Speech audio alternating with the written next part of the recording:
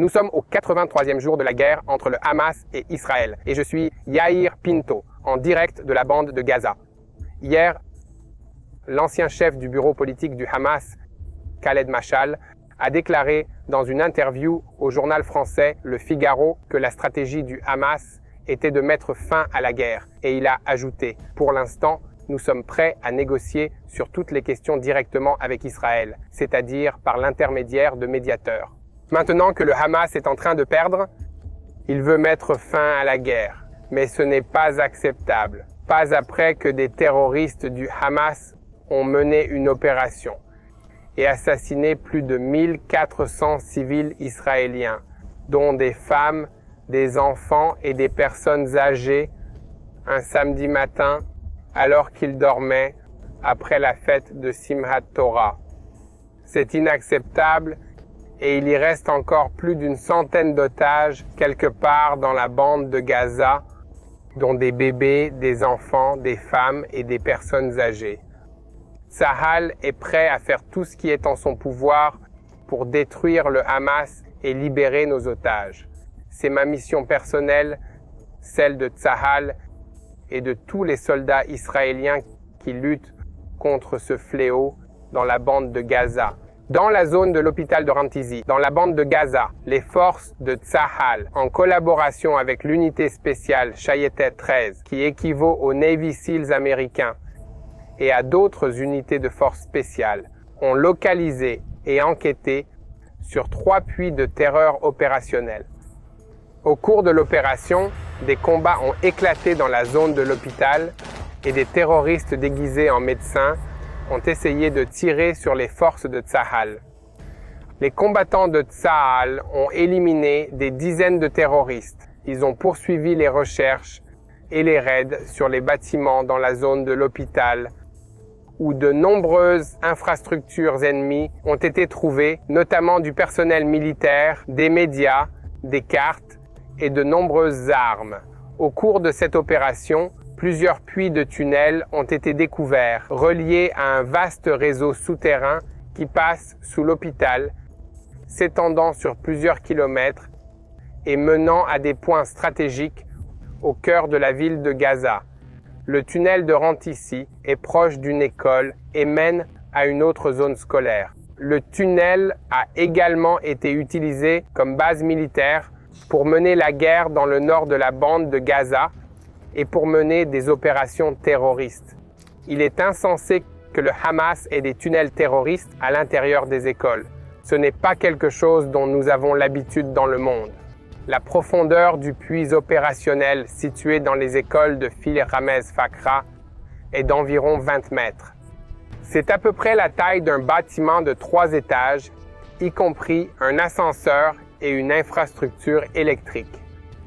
À la suite d'informations fournies par la division du renseignement, un autre puits opérationnel a été localisé à l'intérieur de l'un des appartements cachés utilisés par l'un des commandants de l'organisation terroriste du Hamas, des forces navales de la bande de Gaza.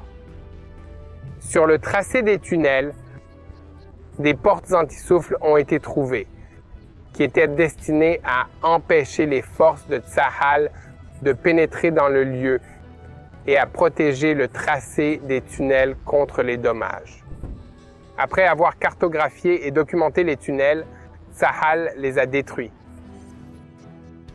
À Dar Jitroufa, les forces de Tsahal ont été confrontées à un groupe de terroristes à l'intérieur d'un bastion du Hamas. Les combattants ont réalisé qu'ils se trouvaient au milieu d'une embuscade et lorsqu'ils l'ont compris, ils ont fait signe à un hélicoptère de combat qui suivait les troupes. L'hélicoptère a tiré sur le bâtiment afin d'éliminer la menace et de neutraliser le terroriste. Lors d'un autre affrontement, les forces ont repéré 2 terroristes munis de missiles RPG qui s'approchaient dans leur direction et ont demandé à un hélicoptère de combat et à un aéronef télécommandé de les aider. L'hélicoptère de combat a abattu et neutralisé l'un des terroristes avant que l'engin aérien sans pilote ne repère et détruise les autres terroristes. Les forces ont effectué un raid dans une zone de verger au cours de l'opération et les combattants ont fait face à un certain nombre de terroristes qui ont tiré des missiles RPG et des armes légères dans leur direction. Les forces ont éliminé les terroristes par des tirs précis et dans une zone agricole. Les combattants de Tsahal ont localisé 5 puits offensifs et de nombreux puits de lancement utilisés pour tirer des missiles et d'autres roquettes sur la population civile israélienne. Au cours de l'attaque, les forces blindées ont repéré 2 terroristes dans la zone qui rampaient avec des armes en direction des forces et les ont éliminés en tirant un obus de char. De plus, au cours de l'affrontement, un missile anti-char a été tiré sur les forces mais n'a pas touché le char. Les combattants blindés ont identifié la position à partir de laquelle les terroristes ont lancé le missile et ont éliminé les terroristes qui tentaient d'attaquer le char. Je sais que cela semble simple, mais une coordination aussi précise des forces aériennes et terrestres exige que Tsahal travaille ensemble, communique et soit doté d'une grande capacité technologique. Les forces conjointes de l'infanterie, des chars et de l'armée de l'air ont lancé une attaque contre une infrastructure terroriste dans le camp d'El Bourij, l'un des camps du centre de la bande de Gaza. L'opération a été menée dans le but de faire tomber la brigade du camp central du Hamas. Les camps du centre consistent en des quartiers civils densément peuplés et saturés d'infrastructures qui constituent un nid terroriste établi du Hamas. Jusqu'à présent, les forces ont opéré dans la zone nord de la bande de Gaza, combattant et atteignant une présence opérationnelle sur les quartiers de Zaytoun, Sajaya, Rimal et Shati.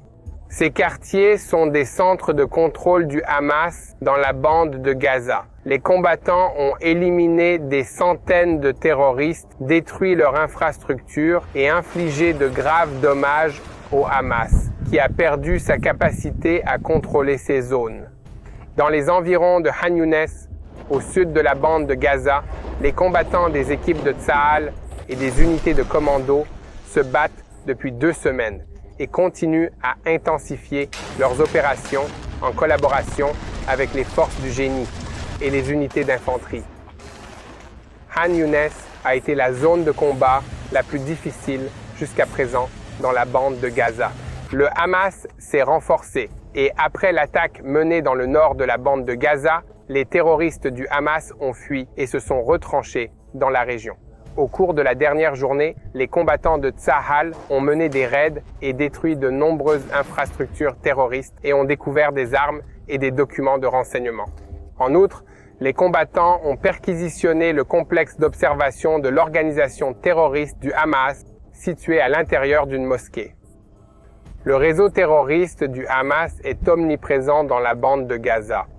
Le Hamas a transformé la bande de Gaza en un État terroriste islamique extrême où la vie des citoyens n'a aucune importance. L'objectif est de réaliser le désir du cœur iranien, celui de détruire l'État d'Israël. Nous ne laisserons pas cela se produire. Et maintenant, le front d'Israël contre les mouvements terroristes palestiniens dans toute la Judée et la Samarie. Les combattants de Tsahal ont lancé une attaque contre plusieurs groupes terroristes qui planifiaient des attaques contre Israël. Les combattants de Tsahal ont arrêté 14 hommes recherchés. Cette nuit, ils ont confisqué 12 armes dans le camp de réfugiés de Nour al-Sham et dans la ville d'Hébron. Le Shin Bet et d'autres forces spéciales ont mené toute la nuit une opération antiterroriste dans le camp de réfugiés de Nour al-Sham sous le commandement de la brigade Menash, qui est une unité d'infanterie de Tsahal. Au cours de l'opération, un groupe de terroristes a lancé des explosifs sur les forces. Un avion de l'armée de l'air a attaqué et neutralisé le groupe. Les forces ont découvert et détruit des charges sous les routes qui avaient pour but de blesser les troupes israéliennes, arrêté 3 personnes recherchées et confisqué des armes et des fonds terroristes. Dieu, je t'en prie, protège nos soldats en Cisjordanie, sur le front nord et dans la bande de Gaza. Chaque jour, de plus en plus d'âmes israéliennes courageuses luttent contre ce fléau et perdent la vie. Sur le front nord israélien contre le Hezbollah, un drone iranien a explosé sur un immeuble résidentiel. Aucune victime n'a été signalée parmi les civils israéliens. Tsahal estime que le drone situé au sud du plateau du Golan a été lancé depuis le territoire syrien vers 22 h et a explosé dans une zone ouverte près de la communauté israélienne de Chispin. Il n'y a pas eu de tentative d'interception du drone car il n'a pas été détecté lors de son infiltration sur le territoire israélien. Je tiens à m'arrêter un instant pour remercier et saluer mes compagnons d'armes qui ont perdu la vie lors des combats dans la bande de Gaza. Le général de division Asaf Pinhas, âgé de 22 ans et originaire de Kiryat Motskin, est tombé hier lors de la bataille qui s'est déroulée dans la partie sud de la bande de Gaza. Le capitaine Neria Zizak, 24 ans, de Massarot Yitzhak, de la brigade blindée, a été tué hier lors de la bataille dans le centre de la bande de Gaza. Le major Dvir David Fima, âgé de 32 ans, de Kafar Yona, a été tué hier lors de la bataille dans le centre de la bande de Gaza. Je tiens à les remercier ainsi que leurs familles. Je vous invite tous à vous joindre à moi dans la prière pour les familles qui, d'une manière ou d'une autre, doivent continuer à vivre.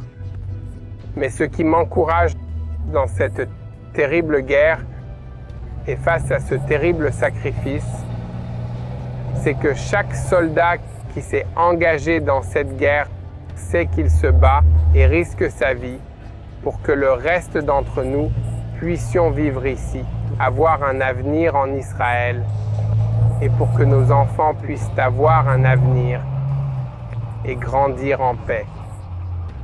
Merci de partager la vérité de ce qui se passe en Israël, de partager avec le reste du monde le vrai visage de cet ennemi appelé Hamas. Et merci de vous joindre à nous dans nos prières pour la paix à Jérusalem.